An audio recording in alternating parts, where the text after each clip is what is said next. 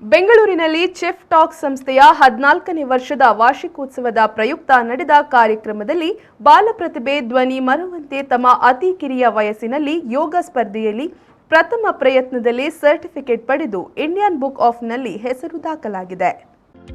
ಬೆಂಗಳೂರಿನ chef talk ಸಂಸ್ಥೆಯ 14ನೇ ವರ್ಷದ ವಾರ್ಷಿಕೋತ್ಸವದ ಪ್ರಯುಕ್ತ ನಡೆದ ಕಾರ್ಯಕ್ರಮದಲ್ಲಿ ಬಾಲಪ್ರತಿಭೆ ಧನ್ವಿ ಮರವಂತಿ ತಮ್ಮ ಅತಿ ಕಿರಿಯ ವಯಸ್ಸಿನಲ್ಲಿ ಯೋಗ ಸ್ಪರ್ಧೆಯಲ್ಲಿ 23 ನ್ಯಾಷನಲ್ ಮತ್ತು 23 ಇಂಟರ್ ನ್ಯಾಷನಲ್ ಯೋಗಾಸನ ಸ್ಪರ್ಧೆಯಲ್ಲಿ ಪ್ರಥಮ ಪ್ರಯತ್ನದಲ್ಲಿ ಸರ್ಟಿಫಿಕೇಟ್ ಪಡೆದು ಇಂಡಿಯನ್ ಬುಕ್ ಆಫ್ನಲ್ಲಿ ಹೆಸರು ದಾಖಲಾಗಿದೆ.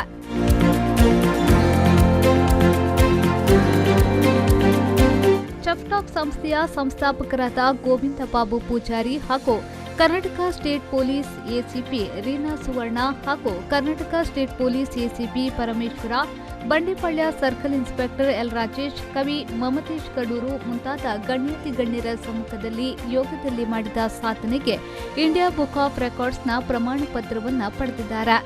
ಧನ್ವಿ ಮರವಂತಿಯವರು ಜ್ಯೋತಿ ಹಾಗೂ ಚಂದ್ರಶೇಖರ ಅವರ ಸುಪುತ್ರಿಯಾಗಿದ್ದು, ಮೋವಾಡಿಯ ಡಾನ್ ಬಾಸ್ಕೋ ಶಾಲೆಯ 8ನೇ ತರಗತಿಯ ವಿದ್ಯಾರ್ಥಿನಿಯಾಗಿದ್ದಾರೆ.